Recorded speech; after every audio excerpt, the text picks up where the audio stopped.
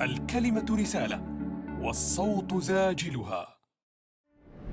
The United Nations High Commission for Refugees has defined the first protection threshold for the return of refugees and IDPs as decrease in hostilities in Syria, which some claim has been achieved now in most of Syria. Hostilities are not limited to military actions only, but also mean arbitrary arrest, enforced disappearance, field liquidation, and assassination. The decrease in the number of deaths reported daily as compared to the previous years cannot be considered as a reduction in violations and improvement in conditions in the country. Millions of Syrians have been forced to flee the country over the past years, and they continue to flee.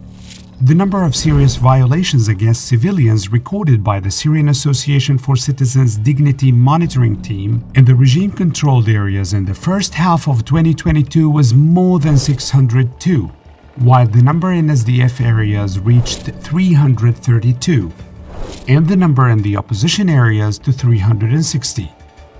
According to statistics we recorded for the first half of 2022 only, the Syrian regime is considered the main perpetrator of violations.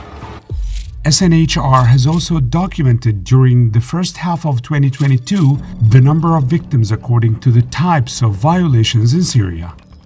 The humanitarian situation in Syria remains dire. These findings confirm that a significant and lasting reduction in hostilities, which is one of the most important protection thresholds in the UNHCR CPSS, is not met in Syria after more than a decade of conflict. It is the responsibility of the UNHCR to highlight the risks of returning to Syria in light of the continued violations of these protection thresholds. There is no significant and lasting reduction in hostilities in Syria.